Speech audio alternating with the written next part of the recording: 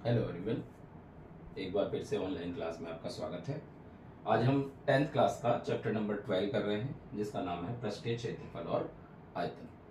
तो इस चैप्टर के जो फार्मूले हैं वो पिछली वीडियो में मैंने आपको सब बता दिए थे। आई होप आपने वो देख लिए होंगे और पढ़ लिए होंगे। तो स्टार्ट करते हैं एक्सरसाइज 12.1 से। तो पहला क्वेश्चन जो हमें दे रखा है, इसने कहा है दो घनों जिनमें से प्रत्येक का आयतन 64 सेंटीमीटर क्यूब है। यानी एक घन का आयतन बराबर है 64 सेंटीमीटर की घात 3। घन का आयतन हमें पता है, घन का आयतन होता है भुजा की घात 3। तो भुजा की घात 3 बराबर 64, हमें भुजा निकालनी है। तो भुजा बराबर आ जाएगा 64 का घनमूल, और 64 का घनमूल जो होता है वो 4 सेंटीमीटर होता है। आता ही होगा आपको घनमूल निकालना। 64 के टुकड़े कर देंगे, 4 गुणा 4 गुणा 4, 4 चौक 16 चौका 64, और 3 एक जैसी संख्या में से एक संख्या बाहर आ जाती है, यानी कि भुजा आ गई हमारे पास 4 सेंटीमीटर। फिर क्या कह रहा है कि संलग्न फलकों को मिलाकर एक ठोस बनाया जाता है। यानी ये हमारे पास एक घन है और इस घन के साथ एक दूसरा घन बिल्कुल इसे सटाकर रखा हुआ है। यानी बिल्कुल ऐसा ही एक और घन इसके बराबर में सटाकर रखा हुआ है, इस तरह से। तो देखिए, इस तरह से हमारे पास एक आकृति बन गई। एक घन ये है, उसके बराबर में दूसरा घन रख दिया। अब इसकी भुजा जो है वो 4 सेंटीमीटर है, ये भी 4 सेंटीमीटर है। इसकी जो ऊंचाई है वो भी 4 सेंटीमीटर है, इसकी जो चौड़ाई है वो भी 4 सेंटीमीटर है। अब देखो ध्यान से, ये जो आकृति बन गई, अब इसे कंप्लीट आकृति, ये दिख रहा है आपको, ये बन गया हमारे पास घनाभ। कौन सी आकृति बन गई? घनाभ बन गई, क्योंकि इसकी लंबाई अब बढ़ गई है। तो लंबाई कितनी हो गई? 4 और 4 8 सेंटीमीटर। तो 8 सेंटीमीटर तो इसकी लंबाई हो गई, चौड़ाई हो गई 4 सेंटीमीटर, और ऊंचाई हो गई वो भी 4 सेंटीमीटर। केवल लंबाई में फर्क पड़ेगा, बाकी हाइट और ब्रेथ जो है वो सेम है। अब ये क्या कह रहा है? इससे प्राप्त घनाभ का पृष्ठीय क्षेत्रफल। तो घनाभ का पृष्ठ, आपको मैंने फार्मूला पिछली वीडियो में लिखवाया था, 2 into L B plus B H plus H L. बस आप इसमें मान रखेंगे। लंबाई कितनी? 8 गुणा चौड़ाई 4 प्लस 4 गुणा 4 प्लस 4 गुणा 8। तो ये हो गया 8 चौक 32 प्लस 4 चौक 16 प्लस 8 चौक 32। जोड़ देंगे आप तो 2 गुणा 2 और 6 8 और 10 की 0, हंसी लगा 1 2 3 5 और 3 8 80, यानी 160 वर्ग सेंटीमीटर आपका आंसर है। क्लियर है? इसके बाद चलते हैं हम क्वेश्चन नंबर 2। क्या कहा है इसने दूसरे क्वेश्चन में? इसने कहा कोई बर्तन एक खोखले अर्धगोले के आकार का है, जिसके ऊपर एक खोखला बेलन रखा हुआ है। तो देखिए, एक अर्धगोला है, पहले तो ये अर्धगोला हो गया, और इसके ऊपर एक बेलन रख दिया। इस तरह की आकृति बन गई, ऐसी आकृति बन गई।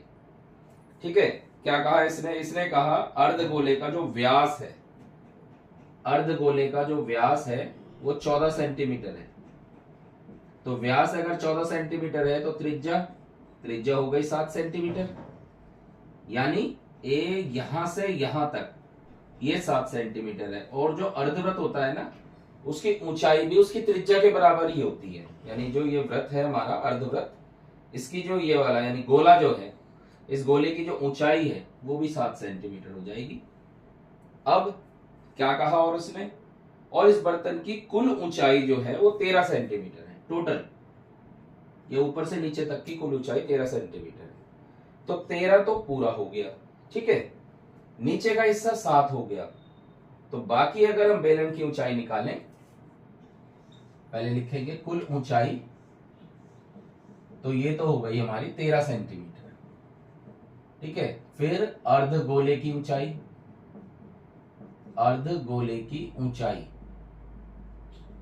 ये कितनी हो गई? अर्धगोले की ऊंचाई ये 7 सेंटीमीटर। तो इसका क्या मतलब हुआ, इसका मतलब हुआ बेलन की ऊंचाई जो है, बेलन की ऊंचाई, ये पूरे 13 में से आप ये 7 नीचे का घटा देंगे तो ये आ जाएगा हमारा 6 सेंटीमीटर। ये 6 सेंटीमीटर बेलन की ऊंचाई आ गई। पूछा क्या उसने कहा इस बर्तन का आंतरिक पृष्ठीय क्षेत्रफल।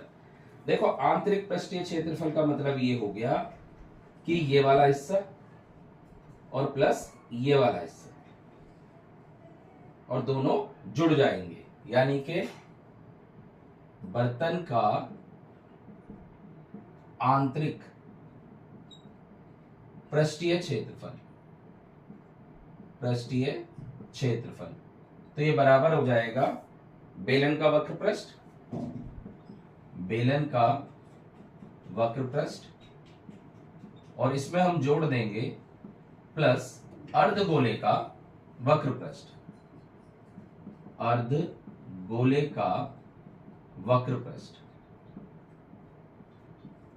तो बेलन का वक्र पृष्ठ क्या है, बेलन का वक्र पृष्ठ मैंने आपको फार्मूला बताया था पिछली वीडियो में, आपने देखा भी होगा, 2 पाई आर एच होता है, और अर्धगोले का वक्र पृष्ठ होता है 2 पाई आर स्क्वायर। अब इनके जो मान है वो रख लें, आप इसको थोड़ा सा इजी बना सकते हैं। यहां से 2 पाई आर आप कॉमन ले लें, यहां से h बच जाएगा प्लस यहां से r बच जाएगा। भाई 2 पाई आर हमने कॉमन ले लिया तो यहां से h बच गया, वहां से हमारा r बच गया। 2 गुणा पाई का मान 22/7, त्रिज्या हो गई 7, h ऊंचाई हो गई 6 और प्लस 7, 7 से 7 कट गया, 22 दूनी 44 प्लस 7 और 6 13, 13 चौका 52, 2 5, 13 चौका 52 और 5 57, 572 वर्ग सेंटीमीटर। अब एक आपके मन में एक बात आ रही होगी कि हमने त्रिज्या जो है वो दोनों सेम लिए है, भाई अर्धगोले का भी त्रिज्या r ले लिया, बेलन की भी। तो देखो ध्यान से, अर्धगोले के ऊपर ही बेलन टिका हुआ है, ठीक है, तो जितनी बेलन की त्रिज्या होगी उतनी ही अर्धगोले की त्रिज्या, इसलिए हमने दोनों को सेम इस्तेमाल किया। इसके बाद क्वेश्चन नंबर 3 पे आते हैं।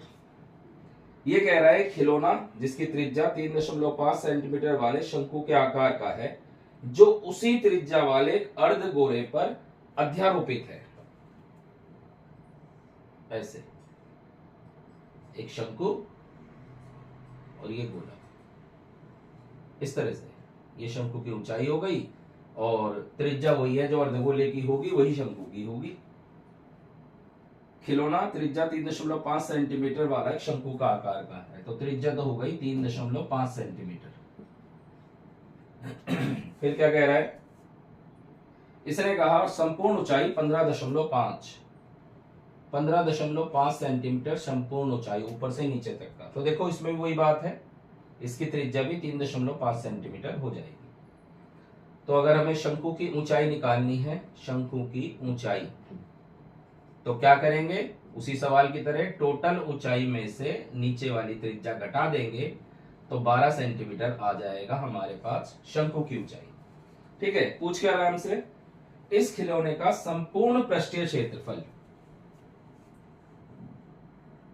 खिलौने का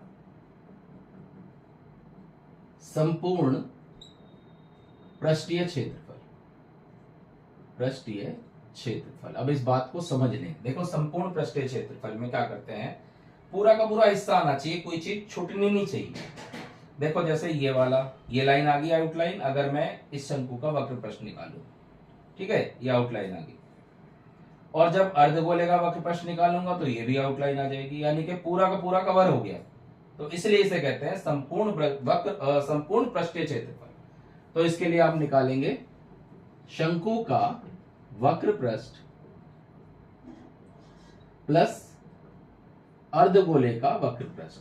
ध्यान रखें, संपूर्ण पृष्ठ नहीं निकालेंगे आप, क्योंकि संपूर्ण पृष्ठ में देखो आप, संपूर्ण पृष्ठ में क्या होता है कि ये आउटलाइन तो आएगी आएगी, प्लस ये अंदर का हिस्सा भी आ जाएगा। और जब अर्धगोले का संपूर्ण पृष्ठ निकालेंगे तो ये आउटलाइन तो आएगी आएगी, प्लस अंदर का हिस्सा भी आ जाएगा, जबकि ये तो कवर है पूरा। ठीक है, तो अंदर के हिस्से का तो कोई मतलब नहीं है। अगर संपूर्ण पृष्ठ दोनों के निकाले तो ये बीच वाला हिस्सा 2 बार आ जाएगा, जिसकी हमें जरूरत है ही नहीं है। तो इसलिए हम दोनों के वक्र पृष्ठ निकाल के दोनों को जोड़ देंगे। अब शंकु का वक्र पृष्ठ जो होता है वो होता है फार्मूला पाई आर एल, और अर्धगोले का होता है 2 पाई आर स्क्वायर। अब देखो एल हमारे पास है नहीं, तो यहां एल निकाल लेंगे। एल स्क्वायर बराबर H square plus R square. H कितना है? एच है हमारा 12 का वर्ग प्लस 3.5 का वर्ग।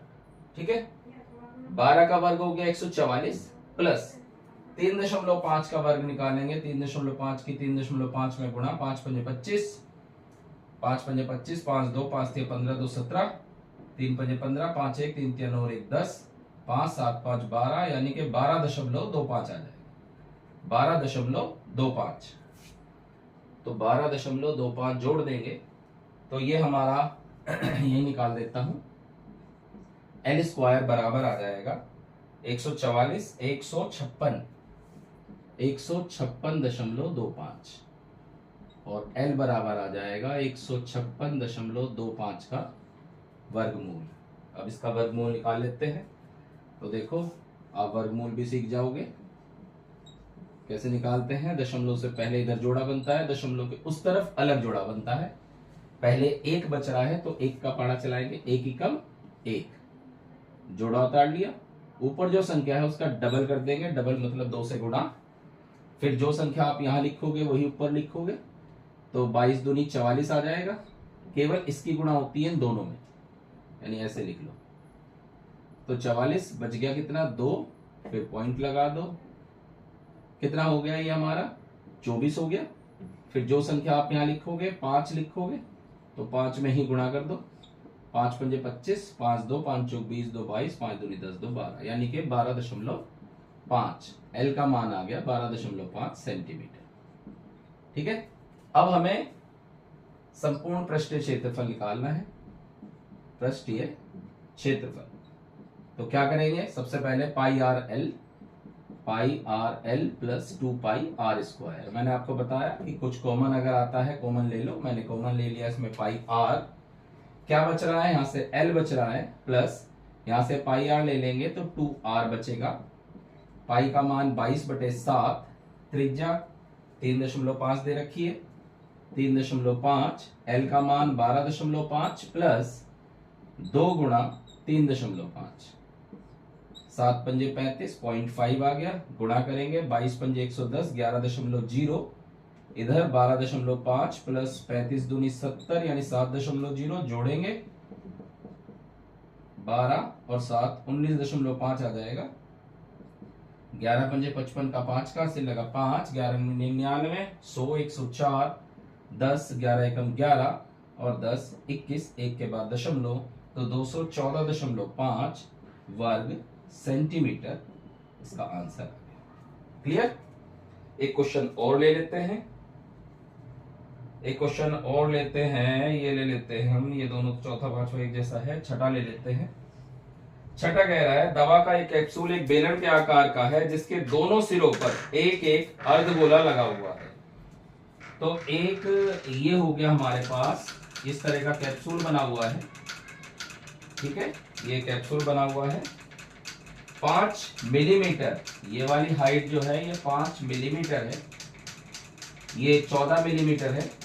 5 मिलीमीटर है, ये 14 मिलीमीटर है पूरा, यानी कि व्यास जो है हमें 5 मिलीमीटर दे रखा है।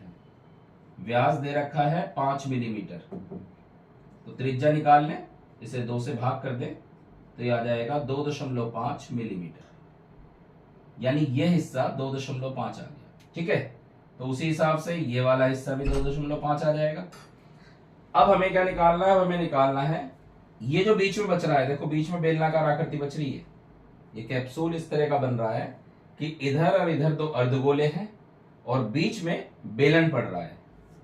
तो बेलन की ऊंचाई निकाल लेते हैं। बेलन की ऊंचाई कैसे निकलेगा? देखो ये पूरा 14 है, 2.5 इधर से कम हो गया, 2.5 इधर से कम हो गया, यानी कि टोटल 5 कम हो गया। तो कितना बच गया? 9 मिलीमीटर। ठीक है, अब हमसे क्या पूछ रहा है? उसने हमसे कहा है कि इसका पृष्ठीय क्षेत्रफल ज्ञात कीजिए। पृष्ठीय क्षेत्रफल तो वही बात होगी, देखो ऊपर भी पृष्ठीय क्षेत्रफल पूछा था, यानी हमें पूरा का पूरा कवर्ड एरिया निकालना है। कुल पृष्ठीय क्षेत्रफल, तो देखो क्या क्या आ रहा है इसमें। आएगा एक तो बेलन का वक्र पृष्ठ, बेलन का वक्र पृष्ठ, और इसमें प्लस कर देंगे 2 गुणा एक अर्धगोले का वक्र पृष्ठ, अर्धगोले का वक्र पृष्ठ। 2 से क्यों गुणा कर रहे हैं? क्योंकि अर्धगोले 2 आ रहे हैं इसमें, ठीक है। बेलन का वक्र पृष्ठ का फार्मूला होता है 2 पाई आर एच, और अर्धगोले का होता है 2 पाई आर स्क्वायर। वही बात, पहले कॉमन जो आता है कॉमन ले लो, तो इसमें कॉमन आ गया 2 पाई आर बचा h प्लस 2 पाई आर ले लिया तो 2 आर बच गया। तो 2 गुणा पाई का मान 22/7, पाई का मान दे नहीं रखा यानी 22/7 ही रखेंगे, गुणा त्रिज्या कितनी देखो 2.5 आई, h कितना आया, h है 9 प्लस 2 गुणा 2.5 यानी 2 गुणा 22/7 गुणा 2.5 गुणा 2.5 की 2 में गुणा करेंगे 25 दूनी 50 यानी कि 5 आ जाएगा, 5 में 9 जोड़ेंगे तो 14, 7 से इसे काट देंगे तो ये आ जाएगा 22 दूनी 44 गुणा 5, 5 चौक 20, 5 चौक 20 दो 22, 220 वर्ग मिलीमीटर। क्लियर? तो ये सारे जो है, ये सारे मैंने आपको फार्मूले जो लिखवाए थे सब फार्मूले बेस पे हैं। आप फार्मूले याद करें और इन क्वेश्चनों को कर लें। सबसे पहला काम आपको वही मैंने कल भी बताया था, इससे पहले ही बताया था वीडियो में, कि पहले आप फार्मूले याद करें, फिर जो क्वेश्चन में वैल्यू दी हुई, देखो जैसे ये है, ये वैल्यू दी हुई है, पहले वैल्यू लिख लो क्या क्या दिया हुआ है, उसके बाद फार्मूले का इस्तेमाल करो। घन का आयतन दिया हुआ है, आयतन का फार्मूला लगाया, क्वेश्चन को पढ़ो, क्वेश्चन में क्या पूछ रहा है, उसके बाद इनको अच्छी तरह से समझो और जो छूटे हुए क्वेश्चन है वो करके देखिए, बिल्कुल हो जाएगा, नहीं तो अगली वीडियो में आपको क्वेश्चन मिल जाएगा। Thank you.